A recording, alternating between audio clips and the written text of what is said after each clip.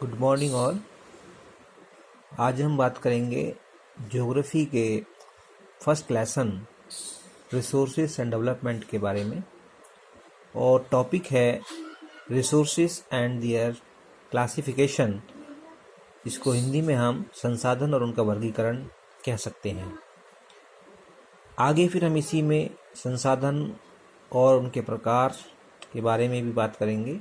हालांकि वर्गीकरण में ही इसके जो प्रकार हैं वो स्पष्ट हो जाते हैं, लेकिन फिर भी जो इसके प्रकार हैं वो एक अलग टॉपिक बन जाता है। और इनको अलग करने के जो आधार हैं, आधारों के आधार पर उनको हम अलग अलग उनका नाम देते हैं, उनके रूप देते हैं। लेकिन अभी हम इस वीडियो में सिर्फ संसाधनों का वर्गीकरण करेंगे। तो संसाधन, जिसको जैसे कि रिसोर्स कहते हैं, और रिसोर्स को हिंदी में संसाधन कहते हैं।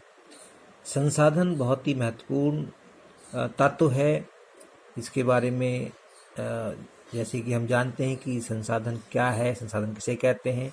तो संसाधन हमारे पर्यावरण में या हमारे आसपास हर वह वस्तु या तत्व जो हमारी आवश्यकताओं को पूरा करे, संसाधन कहलाता है। लेकिन ये संसाधन या ये वस्तु या ये तत्व प्राकृतिक रूप से या तकनीकी रूप से पहुंच योग्य हो, असेसिबल हो, आर्थिक रूप से उपयोगी होना चाहिए और सांस्कृतिक रूप से मान्य होना चाहिए, तभी वह वास्तव में संसाधन बन पाता है। तो संसाधन का विकास में बहुत महत्वपूर्ण योगदान है। उसके बारे में बाद में बात करेंगे। पहले हम सिर्फ संसाधन के प्रकार समझते हैं या संसाधन के वर्गीकरण, संसाधन को हम कैसे इसको कौन कौन से वर्गों में हम बांटते हैं। तो संसाधन मोटे तौर पर अगर हम बात करते हैं तो संसाधन के दो बड़े रूप होते हैं, प्राकृतिक संसाधन और मानवीय संसाधन, जिसको हम एक तो कह सकते हैं नेचुरल यानी कि प्राकृतिक संसाधन वे संसाधन हैं जो प्रकृति से हमें प्राप्त होते हैं, जो कुदरत ने हमें दिए हैं। उनको बनाने में इंसान का कोई योगदान नहीं है। हालांकि उन संसाधनों को प्राप्त करने में या उन्हें बाहर निकालने में इंसान का श्रम, इंसान की योग्यता, इंसान का ज्ञान अवश्य काम आता है, लेकिन फिर भी वो ईश्वरीय होते हैं या प्राकृतिक होते हैं। उनका निर्माण मनुष्य ने नहीं किया, बल्कि वो अपने आप हजारों लाखों साल में बनकर तैयार हुए हैं। इसी तरह से दूसरी ओर होते हैं मानवीय। ये नेचुरल नहीं है, ये ह्यूमन है, इंसान ने इनको बनाया है। तो पहले हम बात करेंगे प्राकृतिक संसाधन के दो भाग होते हैं।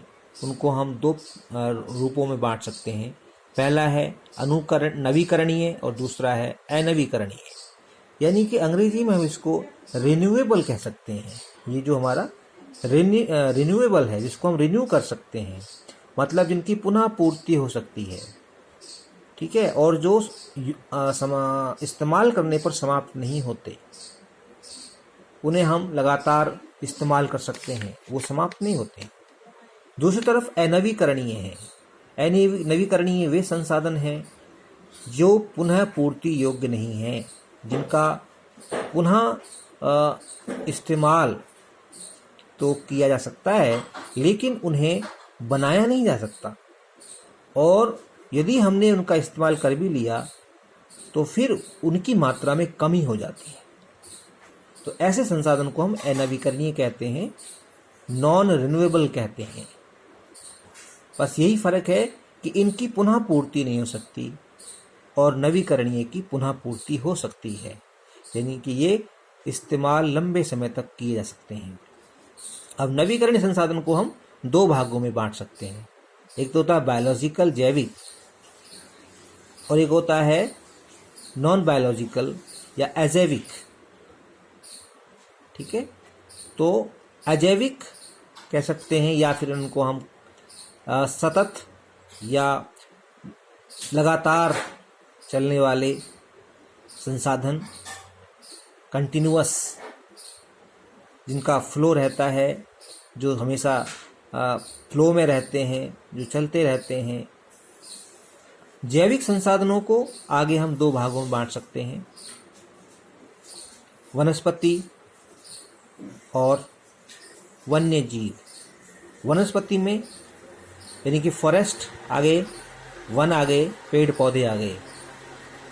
वन्य जीव में जंगली जानवर आ गए, पशु जो है पशु आ गए, घरेलू पशु भी इसके अंदर आएंगे, पक्षी आ गए, जलीय जीव जिनके अंदर विभिन्न प्रकार की मछलियां हैं और बहुत सारे समुद्री जीव हैं।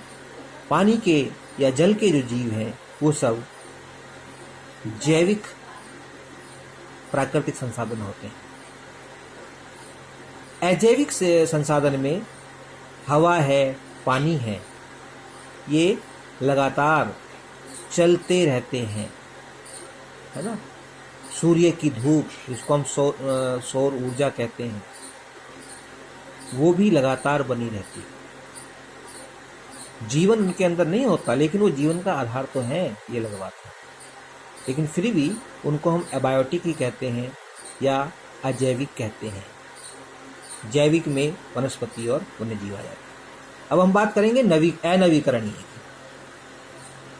तो ये नवीकरणीय क्यों है? क्योंकि वनस्पति जो है, पेड़ पौधे, ये लगातार पेड़ पौधे उगते रहते हैं।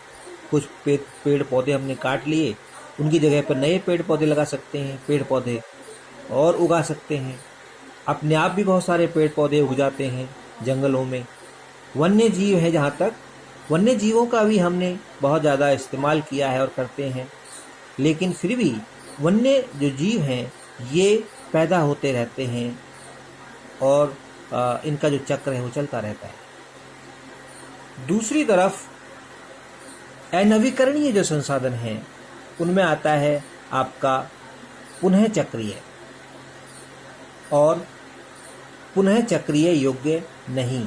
ऐसे संसाधन जो पुनः चक्रीय हैं, साइकिलेबल हैं और ये नॉन रिसाइकलेबल, इनको हम रिसाइकल कर सकते हैं, इनको हम रिसाइकल नहीं कर सकते। रिसाइकल का मतलब है कि एक बार इस्तेमाल कर लिया तो फिर उसको हम दोबारा से भी इस्तेमाल कर सकते हैं प्रोसेसिंग के जरिए। उसमें हमें प्रोसेस करनी पड़ती है, एक प्रक्रिया के द्वारा उनको हम फिर से एक किसी दूसरे रूप में बदल सकते हैं। जैसे कि इसमें धातु आती हैं, सोना है, चांदी है ना।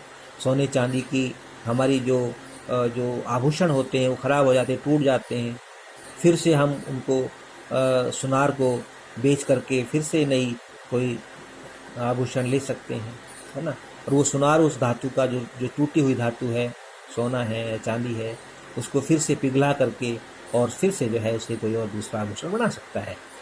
ऐसे ही कागज़ है, कागज़ का इस्तेमाल हम करते हैं, लेकिन आपने देखा होगा कि बहुत सारे जो है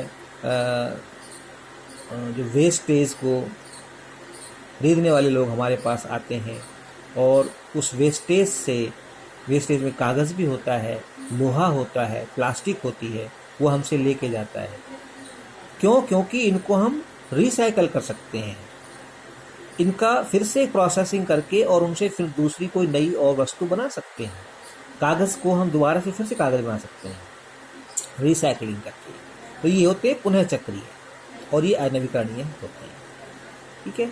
दूसरा है पुनः चक्रीय योग्य नहीं है या अपुनः चक्रीय या फिर जिनको हम रिसाइकल नहीं कर सकते।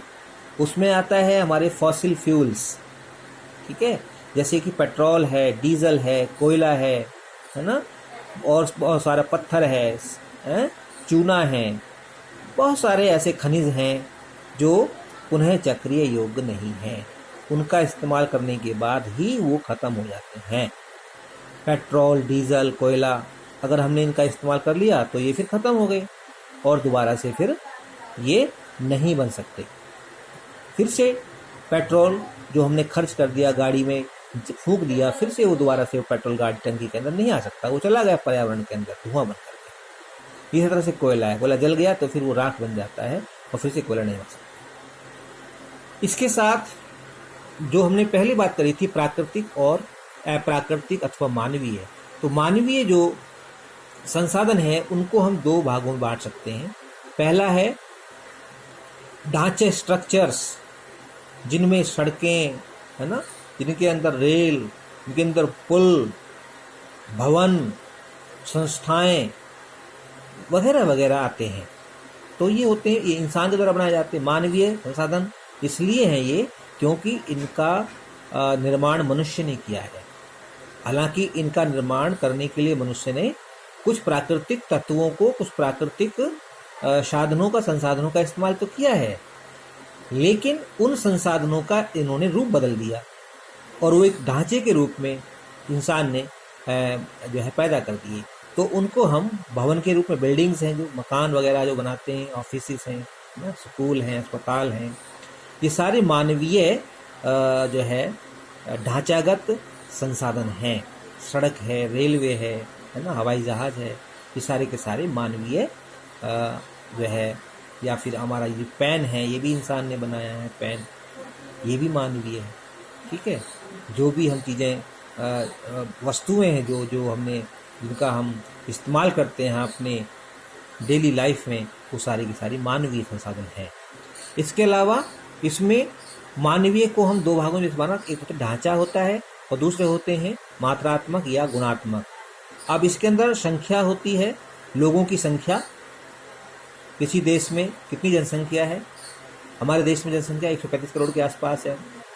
तो ये हमारा मानवीय संसाधन है, ह्यूमन रिसोर्स है। अब इसके साथ साथ गुणों का होना भी बहुत जरूरी है। सिर्फ मात्रा से काम नहीं चलता। अगर जनसंख्या हम में गुणात्मक नहीं है, वो उसके अंदर गुण नहीं है, या वो अवगुणों से भरी हुई है, योग्य नहीं है, सक्षम नहीं है, ठीक है, बीमार है, या फिर वो गरीब हैं, बेरोजगार हैं, तो फिर वो जनसंख्या एक तरह से भार बन जाती है, बोझ बन जाती है। तो इसलिए मात्रात्मक के साथ साथ गुणात्मक होना जरूरी है। और इस गुणात्मक में उनका तकनीकी और शैक्षणिक ज्ञान बहुत अनिवार्य है ना। उनका स्वास्थ्य अच्छा होना जरूरी है, उनको रोजगार मिले, उनको रोजगार प्राप्त हो, है ना, वो बेरोजगार ना हो। तो ये सब चीज़ें हैं, ये जो व्यक्ति को योग्य बनाती है। तो ये जो थे सारे के सारे संसाधन थे, रिसोर्सेज थे, और इन रिसोर्सेज को हम इस तरह से आसानी से समझ सकते हैं। अगर आपको ये वीडियो अच्छी लगे तो इसको लाइक करना और शेयर करना ना भूलें। धन्यवाद।